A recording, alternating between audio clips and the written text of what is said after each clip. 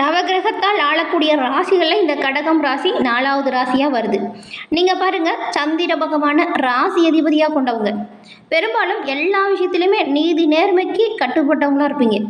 உண்மைக்காக குரல் கொடுக்கக்கூடியவங்க கடகராசி அன்பர்கள். நீங்கள் அநியாயத்தை கண்டாலும் உங்களால் அமைதியாக இருக்கவே முடியாது. பெரும்பாலும் எல்லோருக்கும் எல்லா விதத்திலுமே நன்மை செய்யக்கூடிய ஒரு ராசி அப்படின்னு கூட உங்களை சொல்லலாம். இப்படி இருக்கக்கூடியவங்களுக்கு இப்போ அமைந்திருக்கும் கிரக நிலைகளால் என்ன மாதிரியான விளைவுகளை நீங்கள் சந்திக்க போகிறீங்க, அதாவது உங்கள் குலதெய்வத்தின் அருளால் இப்போ ஏற்பட்டிருக்கக்கூடிய கிரக அமைப்பால் என்ன விஷயம் எல்லாம் சாதகமாக நடக்கும், என்ன விஷயம் பாதகமாக அமையும், நீங்கள் கவனமாக செயல்பட்டால் பெறக்கூடிய நன்மைகள் என்ன, இது குறித்த ஒரு முழுமையான தகவலையும் தான் உங்களுக்காக இந்த பதிவில் நாங்கள் சொல்லியிருக்கோம். இந்த பதிவை பொறுத்த வரைக்கும் பாருங்கள், கடகராசி அன்பர்கள் உங்களுக்கு பயனுள்ளதாக இருக்கும். ஸோ ஸ்கிப் பண்ணாமல் முழுமையாக பாருங்கள். நீங்கள் இப்போ தான் ஃபர்ஸ்ட் டைம் நம்ம சேனலையும் பார்க்குறீங்க அப்படின்னா மறக்காமல் நம்ம சேனலை சப்ஸ்கிரைப் பண்ணி வச்சுக்கோங்க. கடகராசி அன்பர்கள் சந்திர பகவானை ராசி அதிபதியாக கொண்டவங்க அப்படிங்கிறதுனால நீங்கள் பாருங்கள், வெள்ளிக்கிழமையில் சிவபெருமான் வழிபாடை செய்வதால் நல்ல ஒரு உயர்வையும் நல்ல ஒரு மேன்மையும் பெற முடியும். உங்களுக்கு சிவபெருமான் பிடிக்கும் அப்படின்னா தென்னாடுடைய சிவனே போற்றி அப்படிங்கிற மந்திரத்தை மறக்காமல் 3 முறை பதிவிடவும் செய்யுங்க.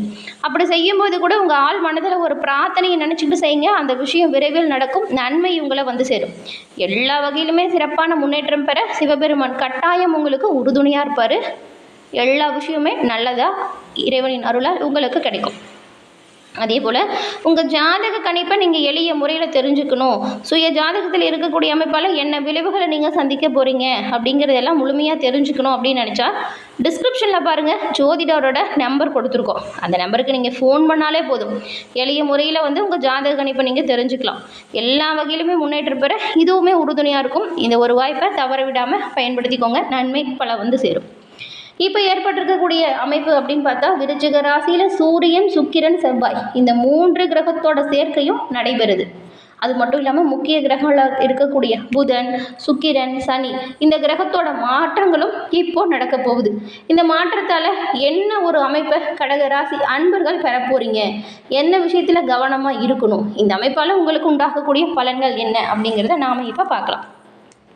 கடகராசிக்காரங்களுக்கு பாருங்கள், இப்போ ஏற்பட்டிருக்கக்கூடிய கிரக நிலை அமைப்பால் உங்களுடைய உடல் நலம் மற்றும் உறவுகள் இந்த 2 விஷயத்துலையுமே முழுமையாக ரொம்பவுமே கவனமாக இருக்கணும். கொஞ்சம் கவன சிதறல் அப்படின்னா கூட பிரச்சனையை கொடுத்துடும்.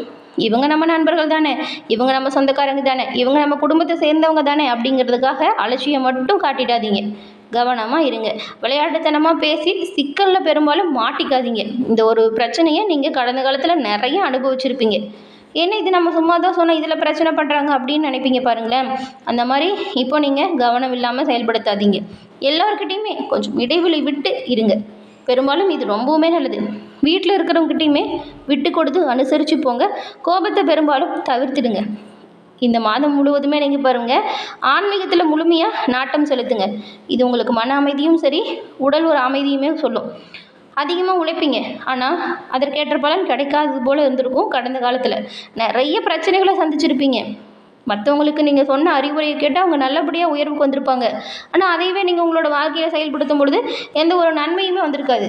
ஏண்டா நமக்கு இந்த கஷ்டகாலம் அப்படின்னு ஒரு மனக்குழப்பத்திலேயே கடந்த காலத்தில் கடகராசி அன்பர்கள் நீங்கள் இருந்திருப்பீங்க.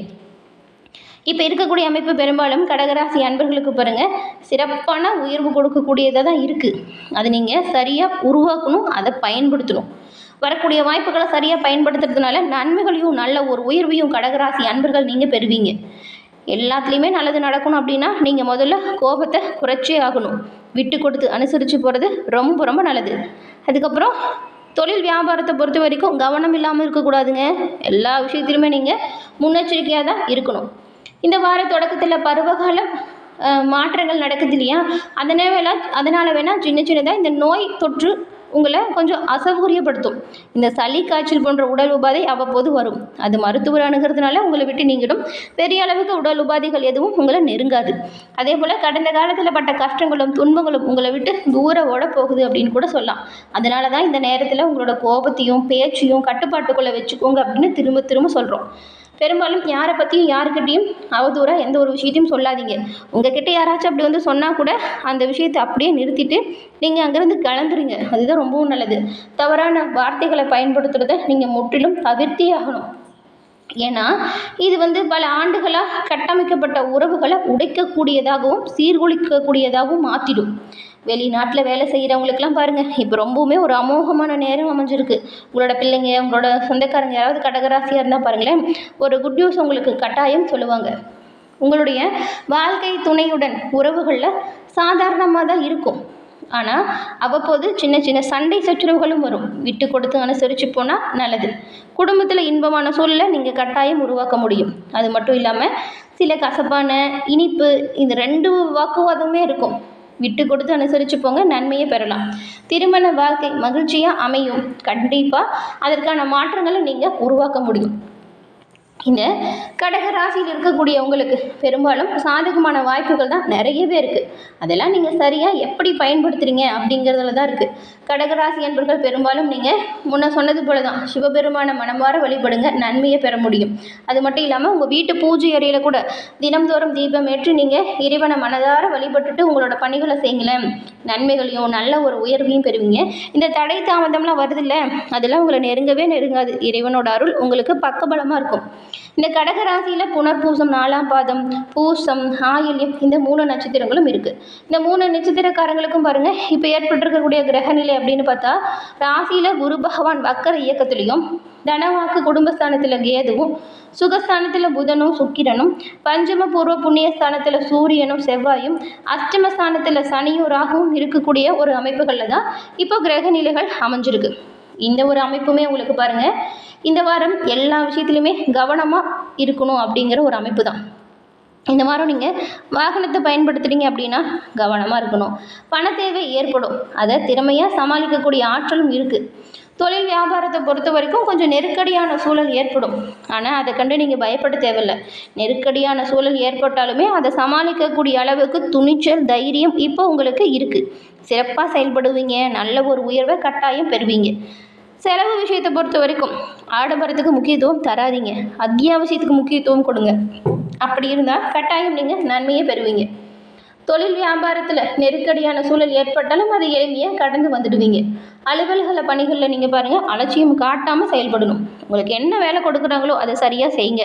அப்படி சரியாக செஞ்சால் அதற்கேற்றது போல் பலன்களை நீங்கள் உடனடியாக பெற முடியும். நீங்கள் செஞ்ச நல்ல விஷயத்துக்கான பாராட்டு, அங்கீகாரம் கைமேல் வந்து சேரும். உடனுக்குடன் நன்மை கிடைக்கக்கூடிய வாரம் இந்த வாரம்.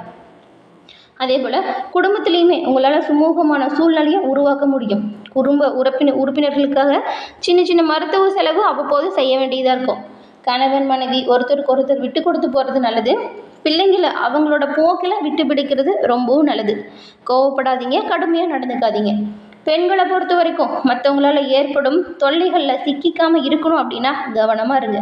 பெரும்பாலும் மற்றவங்கள பற்றி, அதாவது ஒருத்தரை பற்றி ஒருத்தங்கிட்ட புறம் பேசாதீங்க. உங்ககிட்ட யாராவது பேசினாலும் அந்த விஷயத்தை அப்படியே தவிர்க்க பாருங்கள். இல்லைன்னா உங்களுக்கே இது சிக்கலை கொடுத்துரும். மாணவர்களுக்கு கல்வியில் மெத்தனமான போக்கு வரலாம், கவனமாக இருங்க. இப்போ நீங்கள் இந்த சமயத்தில் முழுமையாக பாடத்திட்டத்தில் கவனம் செலுத்தினா நல்லது. இப்போ நீங்கள் எந்த அளவுக்கு பாடத்திட்டத்தை மனப்பாடம் பண்ணி வைக்கிறீங்களோ அது வரக்கூடிய தேர்வுகளில் நல்ல மதிப்பெண் பெற உதவியாக இருக்கும். புனர்பூசம் 4ஆம் பாதம் கொண்ட உங்களுக்கு இந்த வாரம் உத்தியோகத்தில் இருக்கிறவங்களா தான் சக ஊழியர்கள் பாருங்கள், உங்கள் மேல் அதிகாரிகள் இவங்க எல்லாருக்கையுமே நீங்கள் கொஞ்சம் அனுசரித்து போனால் நன்மையை பெறலாம். இயந்திரம், ஆயுதம், நெருப்பு இதை கையாளும் பொழுது தொழிலாளர்கள் கவனமாக இருக்கணும். பூசம் நட்சத்திரக்காரங்களுக்கு இந்த வாரம் குடும்பத்தில் இருந்த பிரச்சனை தீரும். வாக்குவாதம் செய்யாமல் இருக்கிற வரைக்கும் ரொம்ப ரொம்ப நல்லது.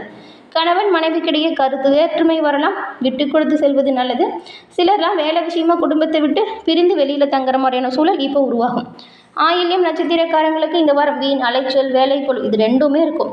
நீங்களுமே எல்லா இடத்துலையுமே வாக்குவாதத்தை தவிர்க்கணும். அடுத்தவங்களை பற்றின விமர்சனம், கிண்டல், கேலி பேச்சு இதெல்லாமே தவிர்த்துட்டு கடமைகளில் கவனம் செலுத்தினா நன்மையை நீங்கள் பெரும்பாலும் பெறலாம். குடும்ப கஷ்டம் நீங்கும், தொழில் வியாபாரம் மேன்மையை தரும்.